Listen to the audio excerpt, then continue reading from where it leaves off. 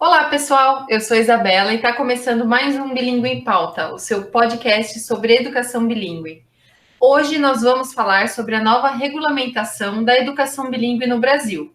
Se você quer entender um pouco mais sobre a nova legislação para a educação bilíngue e o que muda nas escolas do Brasil, acompanhe o nosso bate-papo.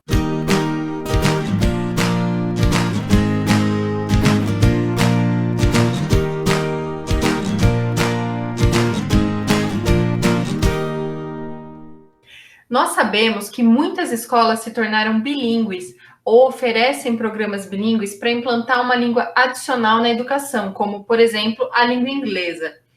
Mas recentemente foi aprovado um novo parecer pelo Conselho Municipal de Educação, considerando que uma escola que oferece apenas o ensino de uma segunda língua não é considerada bilíngue.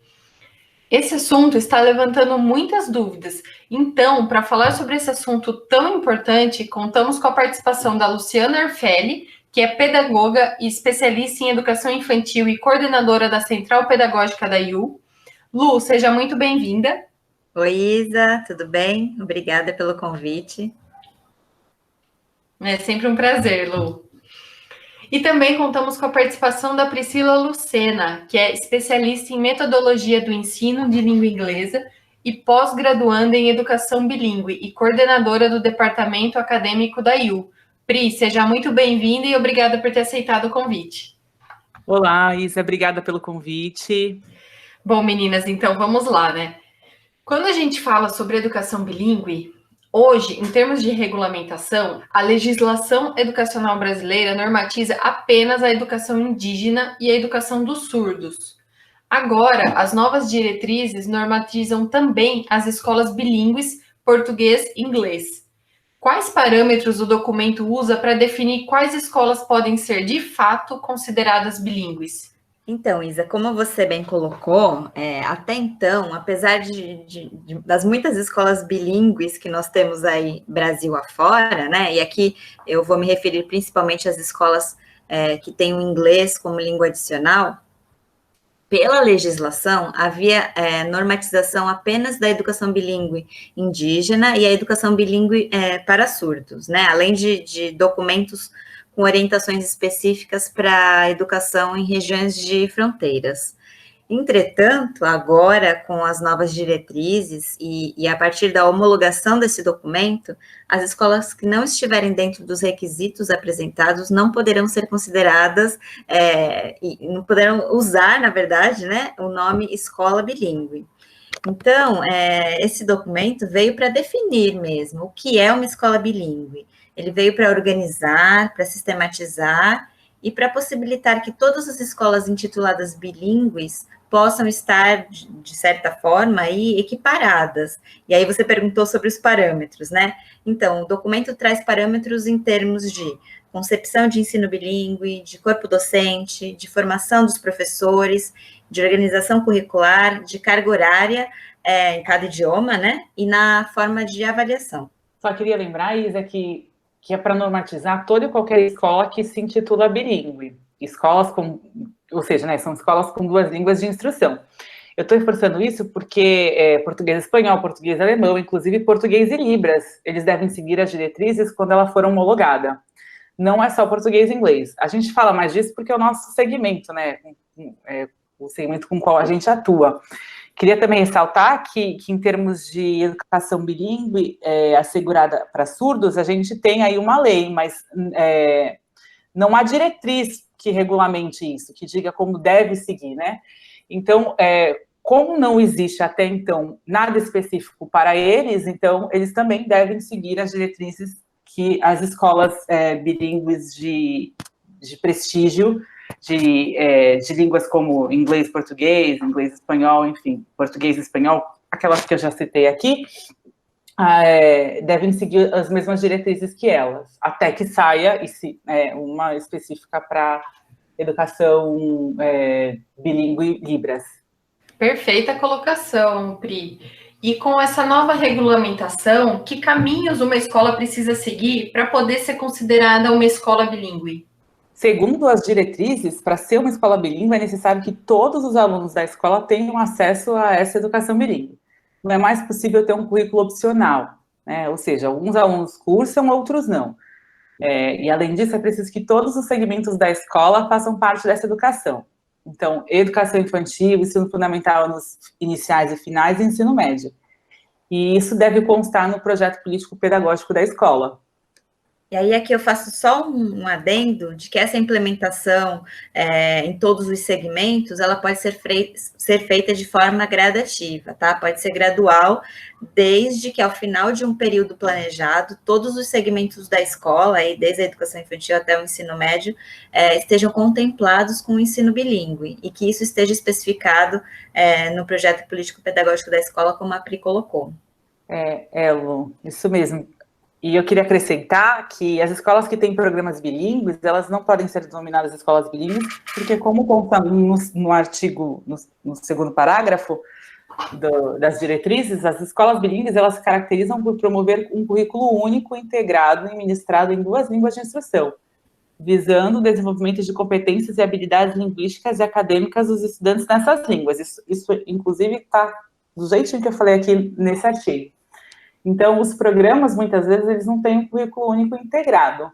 Então, está muito mais específico agora o que a escola precisa para poder dizer que ela é uma escola bilíngue. E como fica o currículo das escolas bilíngues, então? O currículo precisa ser integrado. E o que isso significa, né? Que as disciplinas que estão presentes na Base Nacional Comum Curricular, elas devem ser ministradas também em segunda língua. O documento, ele usa a palavra exclusivamente. As disciplinas da base devem ser ministradas exclusivamente na segunda língua de instrução. É isso que aparece escrito e gera algumas dúvidas. Significa dizer que será ministrado apenas na segunda língua, ou que ele pode ser ministrado nas duas? Não está muito claro nesse sentido, está muito aberto à interpretação. Então, aparece também sobre as disciplinas da base diversificada do currículo, né? Então, o que são essa base, o que é essa base diversificada? São novos conteúdos integrados às disciplinas obrigatórias da base, como matemática, português, enfim. E esses conteúdos, eles devem conversar com a cultura local das escolas. Eles podem estar presentes em até 40% do currículo. E aí, geralmente, eles têm temas integradores como ética, tecnologia digital, sustentabilidade.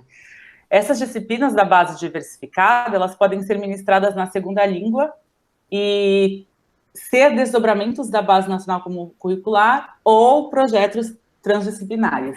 Falando sobre isso, eu acho que uma grande dúvida é sobre a interdisciplinaridade.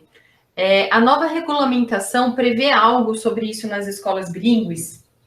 Como eu comentei na parte que diz respeito à base diversificada, é possível que os conteúdos sejam ministrados em segunda língua por meio de projetos transdisciplinares, que tenham como objetivo o desenvolvimento das competências e habilidades linguísticas da língua adicional e competências acadêmicas. De qualquer forma, vai muito de escola para escola. Se a escola já está acostumada a realizar esse trabalho de interdisciplinaridade, ela vai continuar esse língua adicional. O que muda mesmo é a carga horária e a obrigatoriedade em se ter as disciplinas ministradas em segunda língua. Bom, e vamos falar agora sobre os docentes, né? O que muda para os educadores e quais as novas exigências para eles serem autorizados a lecionar em escolas bilíngues? Bom, esse é um dos pontos que tem gerado mais comentários, dúvidas e discussões nas escolas, né? A formação do professor. Porque não adianta nada a escola se enquadrar em todas as normas aí das diretrizes, se os professores também não cumprirem os requisitos profissionais necessários, né? Que são para a educação infantil e anos iniciais. Os professores precisam ter licenciatura em pedagogia ou letras, e aí o que, na minha opinião, é um tanto controverso, né? Porque eu acho bastante complicado um profissional sem formação em pedagogia, atuando nesses segmentos, né? Na educação infantil e nos anos iniciais, mas isso aí é um grifo meu, né? Vamos seguir com o que diz o documento. Para os anos finais e para o ensino médio, o documento normatiza e pede licenciatura em letras ou para as outras disciplinas, a licenciatura correspondente à área curricular de atuação na educação básica, né? Então, professor de geografia, ele precisa ser formado, ele precisa ter licenciatura em geografia. Agora, o que é geral, assim, para todos os segmentos, né? Da educação infantil ao ensino médio. Então, esses professores que vão atuar com essa língua adicional, eles precisam comprovar sua proficiência, eles precisam ter o nível equivalente ao B2 no quadro comum europeu, e aí em inglês, né, isso equivale ao certificado FCE de Cambridge, né, por exemplo, e esses professores precisam ter formação complementar em educação bilíngue, e aí essa formação complementar pode ser uma pós-graduação, um mestrado ou um doutorado, mas também pode ser um curso de extensão, de no mínimo 120 horas, né, em educação bilíngue, com certificado emitido por uma instituição reconhecida pelo MEC, né. Isso é o que diz o documento, tá ali, né? Então, os professores vão precisar cumprir esses requisitos. Independente do que a norma diz, do que o documento pede, eu penso que esse professor que atua ou que vai atuar em escolas bilíngues, e aí aqui eu falo de todos os professores, né? Não apenas os professores que vão ministrar aulas em inglês ou em língua adicional, mas os que trabalham com português também, né? Precisam buscar essa formação complementar, mas não para cumprir tabela, não para cumprir um requisito, para dar check aí nessa lista do MEC, né? Enfim, mas por entender a importância da educação bilíngue, de saber sobre educação bilíngue, como acontece o processo de aquisição dessas duas línguas, saber sobre biletramento, compreender o que é ser bilíngue, enfim, né? Fora que, como eu disse aí no comecinho, apesar de legalmente o professor poder ser graduado em letras ou pedagogia para dar aula na educação infantil nos anos iniciais, eu, né, recomendo que os professores que forem atuar nesses segmentos busquem uma formação específica. Então, o professor que vai atuar na educação infantil nos anos iniciais, se ele é formado em letras, busque uma formação em pedagogia, né? A gente sabe que letras e pedagogia são campos de estudo muito distintos e que esses conhecimentos fazem total diferença aí nas práticas dos docentes. Sim, com certeza, né? E existe alguma carga horária mínima no segundo idioma que a escola deve cumprir para que ela seja considerada uma escola bilíngue? Sim, Isa, a carga horária também aparece como algo que regulamenta essa escola para ser bilíngue, sendo que na educação infantil e ensino fundamental é de no mínimo 30% língua adicional, e máximo de 50%, e no ensino médio, o mínimo é de 20%. O máximo ali, nesse caso, ele não consta por conta do novo ensino médio. Alguns itinerários formativos podem aparecer também em segunda língua, por isso que ficou em aberto. E aqui eu acho só interessante a gente reforçar, né, destacar que essa carga horária mínima e máxima aí presente nas novas diretrizes vai mexer, né, bastante com as estruturas, tanto daquelas escolas que são hoje intituladas bilíngues, e que oferecem uma quantidade de horas em língua adicional abaixo desses 30%, né, mas também aquelas escolas com propostas de imersão, que é muito comum a gente ver, né, principalmente na educação infantil, e que tem a carga horária aí completa ou quase completa em língua adicional, né? Então, é importante ficar atento que a partir de agora, essas propostas aí de imersão, elas já não são possíveis, né, de se enquadrar aí em escola bilíngue. Então, o limite na educação infantil, né, pegando esse caso, que a gente está falando que é bem comum dessa estratégia de imersão, o limite é 50%, né? Sendo os outros 50% em português ou na língua materna, né? Perfeito. E, meninas, por favor, vocês poderiam comentar quais são as principais mudanças por que as escolas devem passar com essa nova regulamentação? Acho que essa sua pergunta é um resumo de tudo que falamos aqui. Mudança de carga horária, né? Porque algumas escolas trabalham com uma carga horária menor ou muito maior do que a estipulada. O currículo, que obrigatoriamente agora precisa ser integrado nas duas línguas. A formação docente, a avaliação da proficiência dos alunos, que agora precisa ser comprovada. Então, até o sexto ano, 80% dos alunos precisam atingir um nível de proficiência A2, de acordo com o quadro comum europeu. E até o nono ano, 80% dos alunos precisam atingir um nível B1, e até o término do terceiro ano do ensino médio, 80% aí é B2. Esqueci alguma coisa, Lu? É isso mesmo, Pri. Eu reforço apenas que agora, com a nova resolução, estão claros, né? Ficam claros os critérios para que as escolas possam ser consideradas escolas bilíngues. Mas eu queria aproveitar para tirar uma dúvida, que é a dúvida de muitos diretores e de muitos coordenadores, né? Muitas escolas adotam programas bilíngues, as nossas escolas parceiras, né? Por exemplo, as escolas que adotam os programas bilíngues da IU. E esses programas são uma forma de formar cidadãos bilíngues, oferecendo possibilidades diversas para o desenvolvimento global desse aluno, né, desse cidadão bilíngue, por meio da aprendizagem do inglês como língua adicional. Eu só enfatizo aqui que são coisas distintas, né? Escolas bilíngues, que agora estão normatizadas aí pelas novas diretrizes, com base em tudo o que nós conversamos aqui, e escolas com carga horária estendida em língua adicional, que é onde estão classificadas as escolas com programas bilíngues, como os da IU. Lu, em linhas gerais, a gente pode ser bilíngue não só por causa das escolas bilíngues, como é o meu caso, o seu também, a gente não estudou em escola bilíngue.